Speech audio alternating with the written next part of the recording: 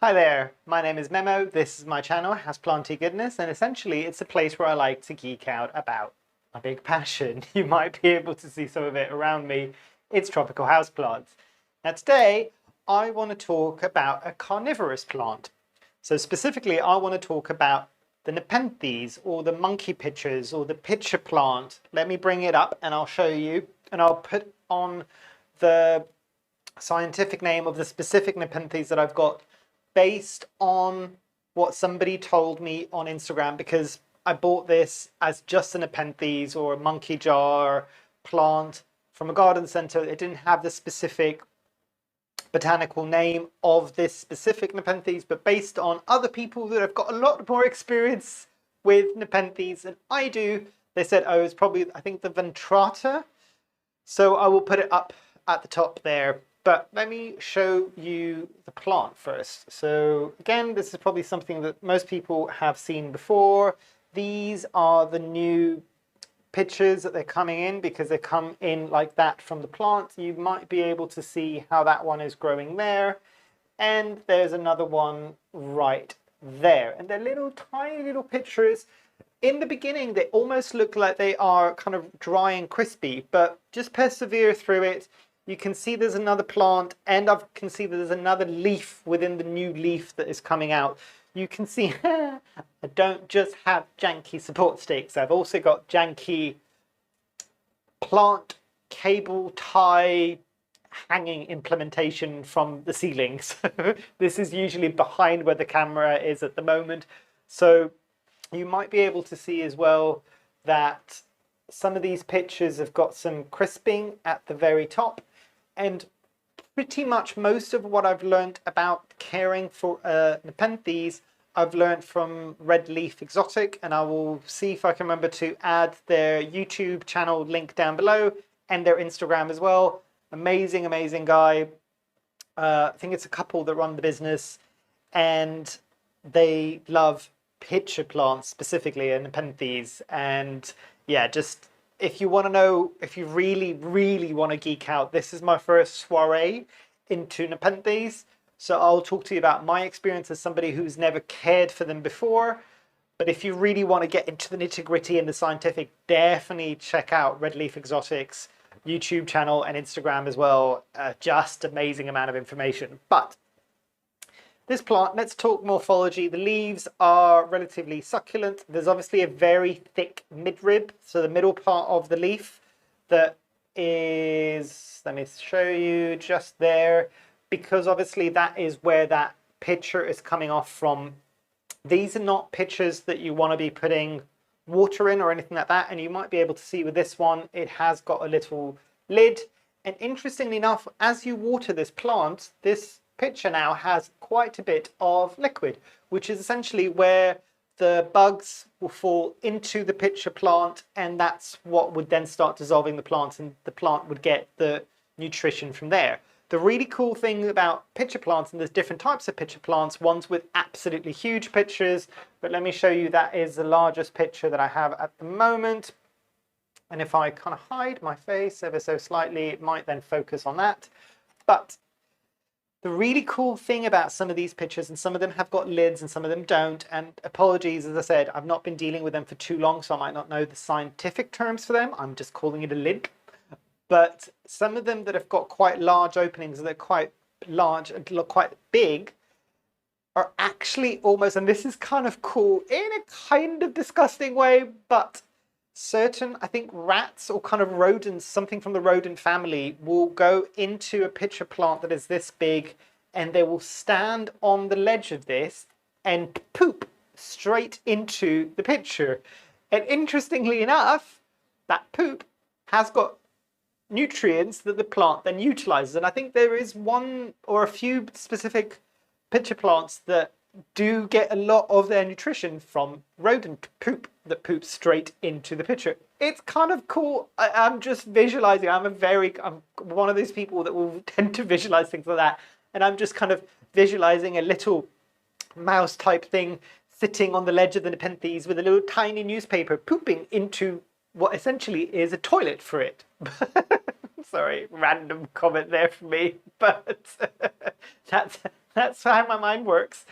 But let me tell you about how I grow these. And again, as I said, a lot of this is credit to Red Leaf Exotic because this is where I learnt what I've implemented for this plant. So yes, I know a lot of people, because I was asking, this came in straight cocoa coir, and I think even Red Leaf Exotic said you can theoretically grow it in cocoa coir.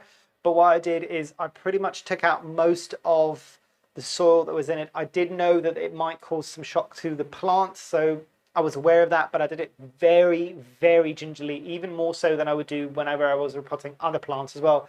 These roots aren't very, very thick, so bear that in mind. They can snap quite easily, but I pretty much moved it into a very light and fluffy sphagnum moss, and it's obviously in a net pot as well, so it will help with aeration.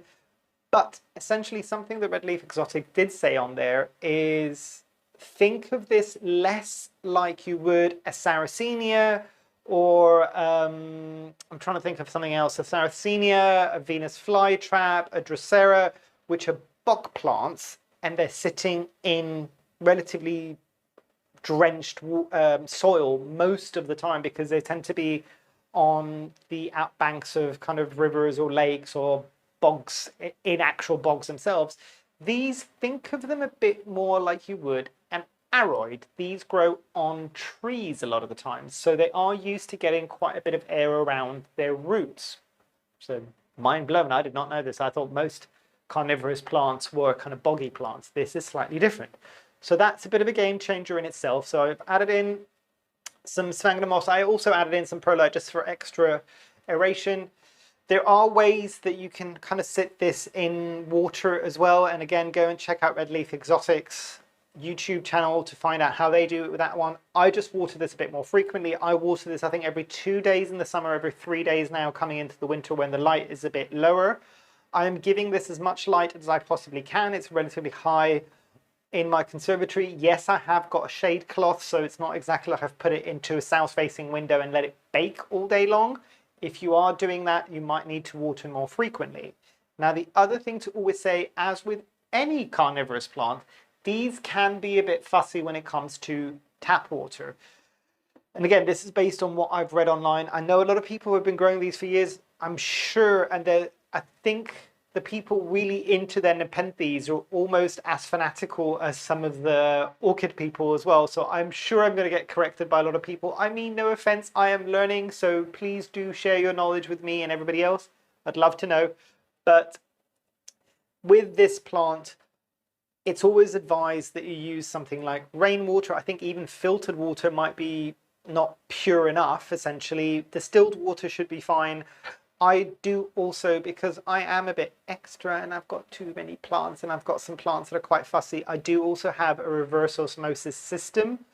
I don't use it to water all my plants because it can be quite wasteful of water as well, but I do use it for things like my terrariums because I don't want any salt deposits. I use it for all of my carnivorous plants, and I sometimes will use it as well with my calatheas as well, or plants that are a bit fussy when it comes to regular tap water. Pretty much everything else, however, is on regular tap water, and you've seen enough of my collection, hopefully, if you've been around for a while, to know that most of my plants are generally quite happy and they're not particularly crispy. If you've not been here for a while, welcome. Hopefully you enjoy this video. I do create more videos like this. Do consider liking this video if you like it and subscribing down below, and you'll get notified every time I bring out a new video. But back to this.